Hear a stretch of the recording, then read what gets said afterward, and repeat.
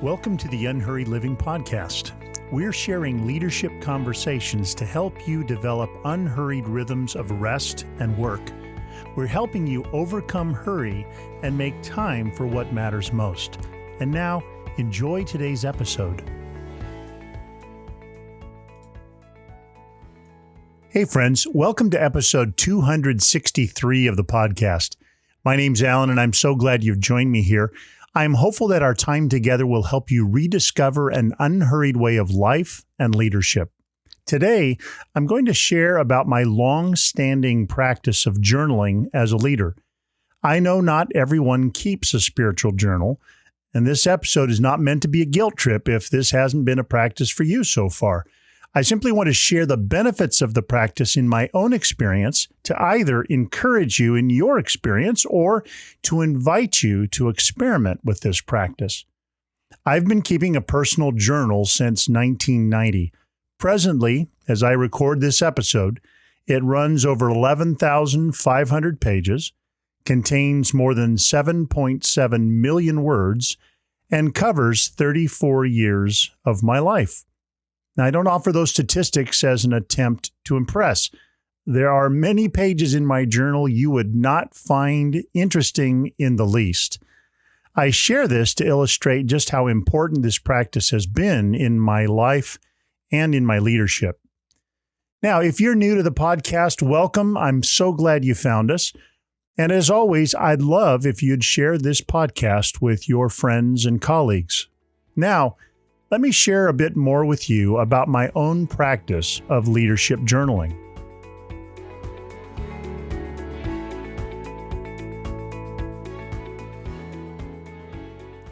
As I mentioned in the introduction, I've been keeping a journal since I was a young pastor. I know that many who work with a journal prefer to write their entries with a pen in a physical journal. I see the value of that as well, and I've often used a paper journal, but most of the time I write in my journal on my laptop. I'd like to share with you a little bit about how that story begins back in my late 20s. When I was a student at Fuller Seminary in the late 1980s, I owned one of the first truly portable computers. It was the Radio Shack TRS-80 Model 100. It didn't even have a plug-in cord. It ran on 4 AAA batteries, and it had a total storage of 24 kilobytes. Not megabytes, not gigabytes, certainly not terabytes, 24,000 bits of memory. Now, I was one of the few students at that time typing notes into a computer in class when everyone else was writing their notes on paper. In fact, the amount of storage memory in this little computer was so small that I almost filled the computer typing notes for just one of my 2-hour classes. I would literally go to the library, download that data into a cassette tape, and then erase the computer's memory so I had room to type my notes for the next class. When I got back to my office, it took quite a while to upload all that material to my IBM laptop computer for editing. But all of this led to my habit of capturing not only notes, but thoughts and insights into a portable computer. So anyway, thanks for bearing with me as I rehearse what probably sounds like ancient computer technology history. So even though I sometimes write with a pen in a blank journal, I will still type it into my computer journal. I keep my journal in a running series of Word documents. Right now, I'm journaling in the 180th Word document in a series that goes back to January 1990. Now, one of the benefits of this practice has been the opportunity to go back and review a slice of my life in any season since the beginning of 1990. I can do this either by searching for keywords or phrases in my collection of journal documents, or I can open a document from a certain era of my life, and I'm able then to see where I was, what I was learning, and what I sensed God was doing in my life. I've learned a lot about myself in this kind of life review. Okay, so enough about personal history lessons and ancient technology memories. Let me share a little bit about how I've engaged the practice of journaling as a leader and what benefits I've gained from that practice. First, whenever I write in my journal, I do so with the assumption that no one will ever read it. In fact, the great challenge in the practice of journaling is being honest with yourself and being honest with God. I've unfortunately caught myself writing in my journal as though someone were reading over my shoulder, or as though I were writing one of my book manuscripts. I find myself writing in my journal with an audience other than God in mind. It doesn't help. But my journal is really a meeting place between God and me. I imagine every entry as a conversational engagement with God. And the good news is that there's nothing God does not already know about my story and about my present situation. He knows my shortcomings and offenses. He knows my secret hopes and dreams. He knows just how He made me. There's nothing in me that isn't perfectly safe to bring out into the open of this all-knowing God, who also happens to love me in great faithfulness.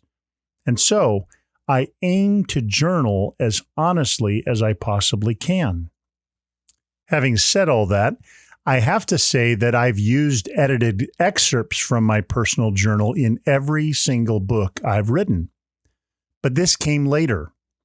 I've tried never to write in my journal with the thought that anyone else will ever read it. So, for example, I often write my confessions in this journal. Again, I seek to be as honest with myself and with God as I can be. Whatever I bring into the light of God's mercy and grace can be cleansed, healed, and restored. One of the occupational hazards of Christian leadership is getting into the habit of living a functional role rather than living an actual life. But I've said before that your own life being transformed by God is one of the great resources you have as a spiritual leader. Leadership technique and leadership strategy are servants to your actual life as a leader. Your influence is mainly a fruit of who you are becoming in God. So, the first benefit of leadership journaling for me has been self-knowledge and living as honestly as I can. Now, I also keep a journal as a leader to capture insights I gain from Scripture, from reading, just from my life in general. I capture experiences and stories, and I learn from them through reflection and writing. I often think better through writing than I do through conversation with someone else.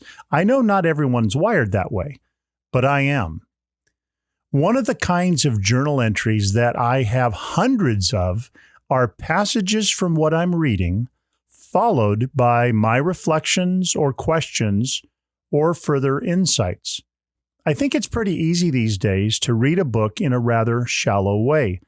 We read one, we get it done, we read the next one. It's though reading books is a race.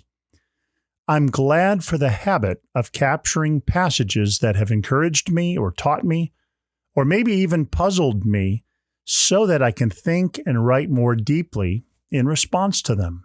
In the same spirit, I've often used my journal as a place to work through a challenging issue I'm facing, whether it's personal, relational, or work-related. I can easily get overwhelmed when faced with something that is especially challenging. Thinking out loud in my journal often helps me grasp the core of the issue and find my way forward with freedom and a bit more courage.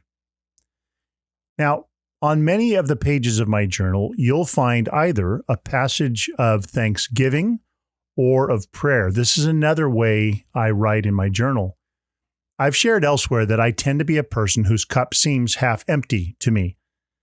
The practice of reflecting on the last 24 hours or so of my life, looking for evidence of God's generosity to me or around me, and then offering thanks in response has in many ways transformed my pessimism into hopefulness and a bit more buoyancy. Learning to notice grace in my recent experience has taught me how better to notice grace in the present moment. I'm far more confident that God is being gracious now, even when circumstances now are hard or troubling or confusing. Again, many of the good fruits that journaling has borne in my life have been long-term realities. It's true that I sometimes feel a bit better in the moment when I write out my Thanksgiving, or I write a prayer, or I work through a challenge.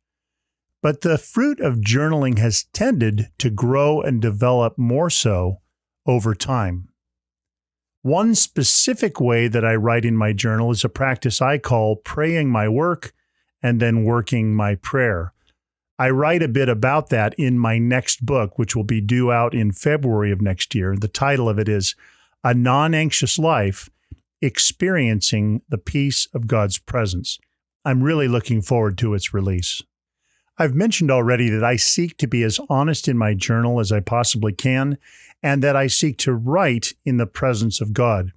So though I don't write in my journal with a view to producing something publishable, I often start my work on a sermon or a talk, a blog post or a podcast script, or even a portion of a book draft in my journal. Now, this may sound contradictory, but let me share what I mean. It's a matter of what I'm seeking first.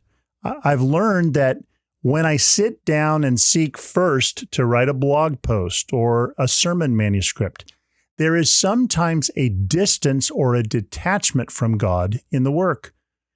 I'm doing something good for God more than doing something good with God. So I often begin my work on a creative project first as a personal prayer and reflection.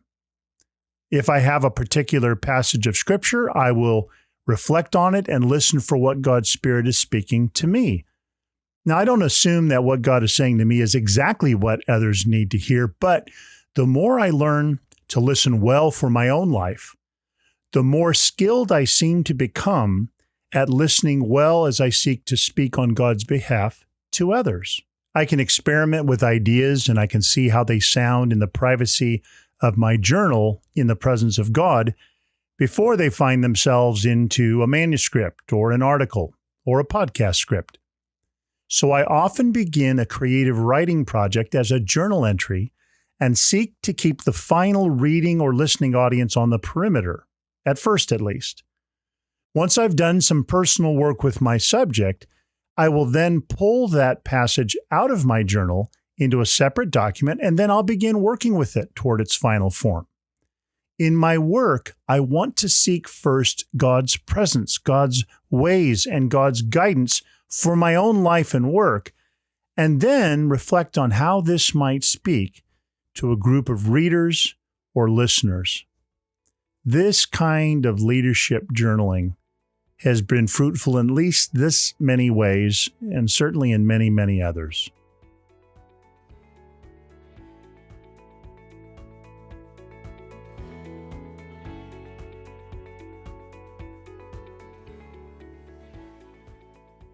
I hope you found today's episode helpful. I encourage you to experiment with the practice of leadership journaling yourself. Start small. Was there one aspect of how I've come to engage this practice of keeping a journal that sounded inviting to you? Try something on for a bit. See what fruit it bears in your own life and leadership. Now, in the next few episodes of the podcast, I'll be talking with authors Lacey Finn Borgo and Bishop Todd Hunter. I'll also be sharing leadership insights in episodes like Cultivating a Good Rest Ethic and Why Don't We Rest Well? I can't wait to share those with you. If you'd like more help cultivating the unhurried way of life and work we talk about here on the podcast, I'd like to invite you to consider our training process called PACE. It's a certificate in leadership and soul care, and it's the most robust training we offer. We'll help you grow in your spiritual leadership perspectives and skills, whatever your role of leadership might be.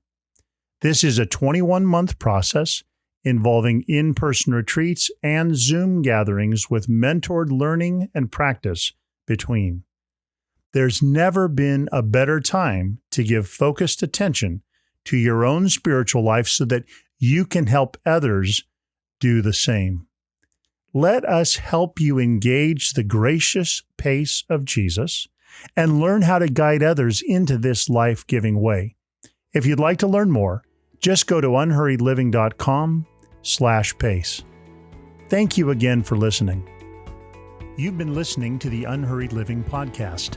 Join us next time to learn more about following the genius of Jesus' unhurried way of life and leadership.